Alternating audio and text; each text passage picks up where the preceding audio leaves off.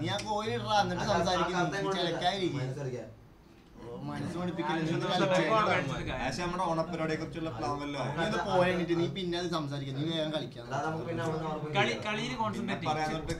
കളിക്കേ ഈ രാജേഷ് കളിച്ച്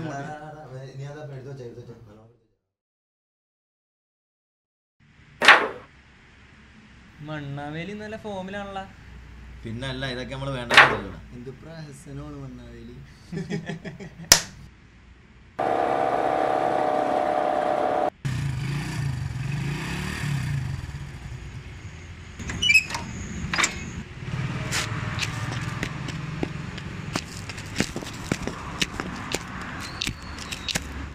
മരംകൊത്തി വന്നല്ലോ. നിങ്ങളോട് തെറിപ്പിച്ചോണ്ടിരുന്നോ? കാര്യം പറ. നമ്മുടെ അലക്ഷ്യമാർക്ക് നോക്കിയാൽ മതിയില്ലേ, അവിടെ മറ്റന്മാർ കൊടിയും കൊണ്ടായിട്ട് വന്നിരിക്കുന്നു. അതാരണോ മരംകൊത്തി? UP നവീനും പിള്ളേരും. രാജേഷന്മാര് കുറച്ച് നാളായിട്ട് നമുക്ക് ചൊറിയുന്നുണ്ട്. ഇന്ന് തീർത്തു കൊടുക്കണം അവന്മാരെ കഴപ്പ്.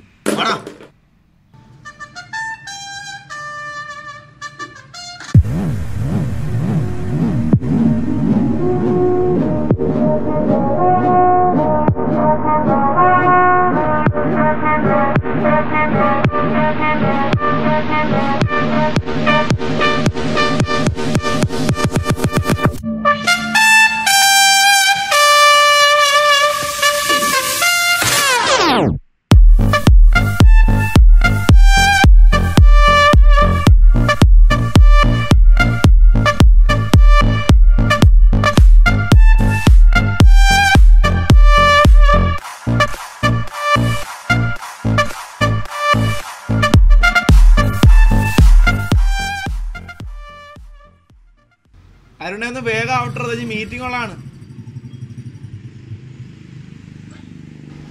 എന്താണ് നബീല പെയിന്റും പാട്ടൊക്കെ ആയിട്ട്? ഇലക്ഷനൊക്കെ അല്ലേ രാജേഷേ? എന്താടാ ഞങ്ങള് ബുക്ക് ചെയ്ത മധുരങ്ങളാ നിന്റെ സ്ഥാനാർത്ഥിക്കെട്ട് ഉണ്ടാക്കുന്നേ? നിർത്തടാ നിന്റെയൊക്കെ തോന്നിവാസം. ആർക്ക് വേണ്ടിയാടാ നീയൊക്കെ ഇവിടെ കിടന്ന് തമ്മിത്തില്ലെന്ന്? ഇതൊക്കെ ചോദിക്കാൻ നിങ്ങളാരാ? നിന്റെയൊക്കെ പാർട്ടിക്ക് വേണ്ടി തല്ലാനും ചാവാനും നിനക്കൊക്കെ സന്തോഷം ഉണ്ടാവും. പക്ഷേ മരിച്ചു കഴിഞ്ഞിട്ട് നീയൊക്കെ ഒരു തവണയെങ്കിലും ചിന്തിച്ചിട്ടുണ്ടോ? വെട്ടിക്കീറിയ നിന്റെയൊക്കെ ശരീരം എവിടെയെങ്കിലും പൊതുദർശനത്തിന് വെക്കും. അത് കാണാൻ ആയിരക്കണക്കിന് ആൾക്കാർ വരും. നിങ്ങളുടെ നേതാവ് ഒരു തവണയെങ്കിലും നിന്റെയൊക്കെ മുമ്പിൽ തലകുനിക്കും. അത് കഴിഞ്ഞ് നിനക്കൊക്കെ വേണ്ടി ഒരു ഹർത്താൽ നടത്തും. പിന്നീട് പാർട്ടി അനുശോചനത്തിൽ എഴുതി ചേർത്ത വരികൾ ഒന്നും തെറ്റാതെ വായിക്കപ്പെടും. പിന്നെ നിങ്ങൾ ഒരു രക്തസാക്ഷിയാണ്. വരാൻ പോകുന്ന തെരഞ്ഞെടുപ്പിൽ നിന്റെ നേതാവും നിന്നെ കൊന്നവരുടെ നേതാവും തമ്മിൽ വേദി പങ്കിടും. അവർ കെട്ടിപ്പിടിക്കും. നഷ്ടപ്പെടുന്നത് ആർക്കെന്നറിയാമോ? 206 എല്ലുകളും ഒന്നിച്ചൊടിയുന്ന വേദനയും. നിന്നെയൊക്കെ പ്രസവിച്ച നിന്റെ അമ്മയ്ക്കാണ്, അവരുടെ മകനെയാണ്. നിന്റെ മകനോ മകൾക്കോ അവരുടെ അച്ഛനെയാണ്. നിന്റെ സഹോദരങ്ങൾക്ക് അവരുടെ കൂടപ്പിറപ്പിനെയാണ്. ഇതൊന്നുമല്ല പൊളിറ്റിക്സ്, ഇതൊരു പൊളിട്രിക്സ് ആണ്.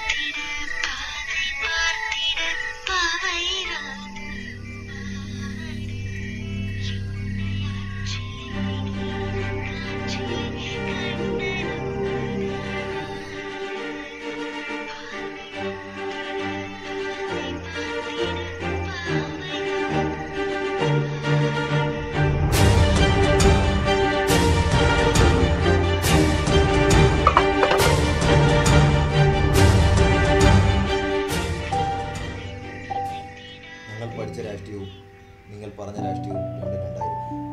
ഇന്ന് മുതൽ ഞങ്ങളുടെ പാർട്ടി ഞങ്ങളുടെ കുടുംബമാണ്.